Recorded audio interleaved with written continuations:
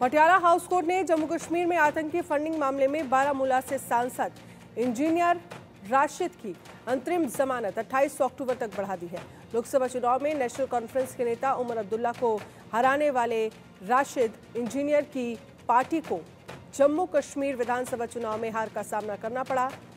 Rashid engineer से सहयोगी आशिक मीर ने बात की, सुनिए। 6 साल के बाद जम्मू कश्मीर के लोगों को चुनी हुई सरकार मिली और मुख्यमंत्री पद के लिए उमर अब्दुल्ला को चुना गया और आज एक दिन हुआ, लेकिन संगीन आरोप एआईपी चेयरमैन इंजीनियर रशीद ने लगाए। इंजीनियर रशीद का कहना है कि धारा 370 को तोड़ने में नेशनल कॉन्फ्रेंस का सबसे बड़ा हाथ है। इंजीनियर साहब हमारे साथ इस वक्त जुड़ चुके हैं बात करने के लिए। इंजीनियर साहब, जो कल आपने बयान दिया कि धारा 370 को तोड़ने में और बीजेपी को मजबूत करने में नेशनल कॉन्फ्रेंस का हाथ है, किस हद तक ये सही है? देखिए जनाब, हालात तो वही कुछ बता रहे हैं। अगर आप थोड़ा पीछे जाएंगे 2019 में जैसे ही लगा कश्मीर में, अगर आप मेमोरी रिकॉल करेंगे, रिफ्रेश करेंगे, तो जैसी उथल पुथल हुई 370 हटने से 15 दिन पहले पूरे जम्मू कश्मीर में अनसर्टनिटी की कैफियत थी। फोर्सेस लाए गए, कुछ सर्कुलर अजीब से निकले। फिर हमने रिक्वेस्ट की, सबों ने रिक्वेस्ट की कि फारूक साहब जो हैं, उनके 3 MP थे तब पार्लियामेंट में, तो उनसे कहा गया कि ऑल पार्टी मीटिंग बुलाएं। उमर साहब ने तब कहा, अगर आपको याद होगा, कि हम पहले हमारी पार्टी के लोग वज़ीर आज़म से मिलने जा रहे हैं, 3 MPs वज़ीर आज़म से मिलने जा रहे हैं। लेकिन अगर आपको याद होगा, 3 MP फिर मिलने नहीं गए, सिर्फ 2 ही गए। फारूक साहब गए और मसूरी साहब गए, और तीसरे MP के बदले में उमर अब्दुल्ला साहब गए। जबकि मैडम महबूबा मुफ्ती ने, हम सब ने ये कहा था कि आप ऑल पार्टी डेलीगेशन लेके जाएं। उन्होंने कहा नहीं, हम एज MPs वहाँ उनसे मिलना ज़्यादा ठीक रहेगा। लेकिन फिर MPs तो नहीं गए, 2 MPs और उमर अब्दुल्ला साहब गए। बहरहाल उनका फैसला था। तो वहाँ से निकलने के बाद 1 या 2 तारीख 2 अगस्त 2019, अगर आपको याद होगा, फारूक साहब ने कहा कि धारा 370 को कोई नहीं हटाएगा। हमें मोदी जी ने आश्वासन दिया है, ये सब अफवाहें हैं, यहाँ इलेक्शन होने वाले हैं। वो 2 दिन लोग उसी 2-3 दिन उसी उनके उस चरब ज़बानी का शिकार होके उसी में मुब्तला रहे कि कुछ नहीं होने वाला है। लेकिन जब धारा 370 हटी, उसके बाद फारूक साहब, उमर साहब, उनको तो VIP गेस्ट हाउस में रखा गया। तो बात साफ थी कि उन्हें, जब मोदी जी ने वहाँ पर मिलने उनसे गए, तो उन्हें साफ शायद बताया गया था कि हमें 370 हटाना है। इन लोगों ने कहा कि हमें तब तक पोस्ट गेस्ट हाउस में रहे, हम सड़कों पर निकल नहीं सकते, ताकि हमें फेस सेविंग हो जाए। और इंजीनियर रशीद को सिंगल आउट करके तिहाड़ जेल भेज दिया गया। क्या वजूहात रहे? हमने इलेक्शंस देखे, चाहे विधानसभा के चुनाव हुए, कई एक पॉलिटिकल पार्टीज ने अपने मैनिफेस्टो में 370 का जिक्र किया था, और आप भी जब जेल से छूटे तो सबसे पहले अपनी 370 की बात की। लग रहा है आपको कि कोई प्रोविजन है 370 वापस आएगा? जिस हिसाब से उमर अब्दुल्ला कह रहे हैं कि जिन्होंने छीना उनसे हम कैसे मांग सकते हैं, तो कैसे, क्या रोड मैप है 370 वापस लाने के लिए? सीधी बात है, जिन्होंने छीना उनसे ही छीना जा सकता है। जब है उसी के पास तो छीना उसी से जाएगा। जिसने छीना नहीं वो कहेगा मेरा लेना देना ही क्या है। सवाल ये है, कोई चीज़ मुमकिन या कोई चीज़ नामुमकिन होती नहीं है अगर आपका कमिटमेंट है, सिंसियरिटी है, डेडिकेशन है। इसके लिए पॉलिटिकल मूवमेंट की ज़रूरत है। आप सुप्रीम कोर्ट जाएंगे, उसकी अपनी मजबूरियां हैं।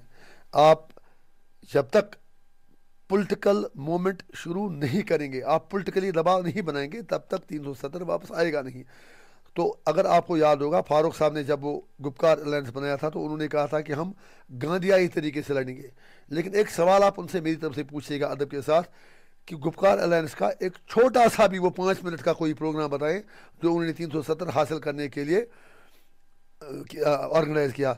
गुपकार अलायंस का कयाम भी सिर्फ दिल्ली दरबार को टाइम देना था ताकि मामला सर्द पड़े। इसलिए गुपकार अलायंस एक धोखा रखा गया ताकि कश्मीरी उसी तरफ देखकर थोड़ा भूल जाए, टाइम पास हो जाए और थक जाए, वो थक कर हार जाए। कुछ महीने पहले इंजीनियर साहब, जम्मू कश्मीर में पार्लियामेंट चुनाव हुए और आप जेल में बंद थे, लेकिन नॉर्थ कश्मीर की सीट पर आपका असर रहा। आपने बड़े दिग्गज, हम कह सकते हैं, उमर अब्दुल्ला, सज्जाद गनी लोन को हराया। लेकिन जब इंजीनियर साहब जेल से बाहर आए, लोगों में कोई असर जो है नहीं पड़ा जिस हिसाब से वेव बनी थी पार्लियामेंट इलेक्शन में। वजूहत क्या रहे, क्या बात रही? मेरे ख्याल में मैं आपकी बात से इत्फाक नहीं करता हूँ। पहली बात यह है कि हर इलेक्शन डिफरेंट होता है, उसके डिफरेंट पैरामीटर्स होते हैं डिफरेंट, मतलब बैकड्रॉप्स होते हैं डिफरेंट, टारगेट्स होते हैं। जब मैं पार्लियामेंट का इलेक्शन जेल से लड़ा, मैं एक इंडिविजुअल था, एक ही कैंडिडेट आगे था और मुझे सब जानते थे। उसके बाद जब असेंबली का इलेक्शन आया, मैं जेल में ही था, नोटिफिकेशन निकला, मैं जेल में था और अरविंद केजरीवाल को बेल मिली 1 महीने के लिए या उसी के आसपास, सिर्फ इलेक्शन कैंपेन के लिए। मेरी रेगुलर बेल लगी थी, दे नहीं रहे थे, टाल मटोल हो रहा था, NIA जो जवाब दे रही थी उसमें मतलब वो टाइम ले रहे थे। तो फिर मेरे वकीलों ने मशवरा करके केजरीवाल की तरफ पर कहा कि मैं एंट्री बेल दिया जाए। उसको डिसाइड करने में भी सरकार ने जितना हो सका डिले किया। और जब मुझे छोड़ा गया, you have to be fair with me, जब मुझे छोड़ा गया उस वक्त 2 फेज का नॉमिनेशन पूरा हो चुका था, सिक्योरिटी पूरी हो चुकी थी, तीसरे फेज में सिर्फ 2 दिन रहे थे। तब तो एक कैंडिडेट को इलेक्शन लड़ना था, अब तो 90 कैंडिडेटों का मामला था या 50 कैंडिडेटों का मामला था। तो जब मेरी बेल हुई, एंट्री बेल हुई, उस वक्त 12 या 14 दिन की सिर्फ मुश्किल से कैंपेन चलानी मतलब थी। और मेरे जो कैंडिडेट थे, वो मेरे जो साथी कुछ थे, उन्होंने खुद ही सिलेक्ट किए थे, क्योंकि मेरा राब्ता नहीं था, जेल में काफ़ी सख्ती में था। तो अगर आप मुझे पूछेंगे 32 कैंडिडेटों में से 4 या 5 को मैं बाई फेस जानता था। मैं नहीं कहता हूँ कि बाकी कैंडिडेट अच्छे नहीं थे, लेकिन अगर हम बाहर होते तो शायद चॉइस सिलेक्शन ऑफ कैंडिडेट्स और प्रॉपर होती। दूसरा, टाइम मिला ही कहाँ। मैं जब छूटा तो 32 कॉन्स्टिट्यूंसी में हमने इलेक्शन लड़ा, 14-15 दिन में मैं कहाँ पहुँचता। 4-5 दिन से ज़्यादा किसी फेज़ के लिए मुझे मिला ही नहीं। उससे भी इम्पॉर्टेंट बात यह थी कि हमारी पार्टी रजिस्टर नहीं थी। इलेक्शन कमीशन ने अभी तक भी 2016 से हमने रजिस्ट्रेशन मांगी है, आज तक 8 साल हो गए, लेकिन हमें रजिस्ट्रेशन नहीं मिली। उसके बाद हमने कॉमन सिंबल की रिक्वेस्ट की, वो भी नहीं मिला।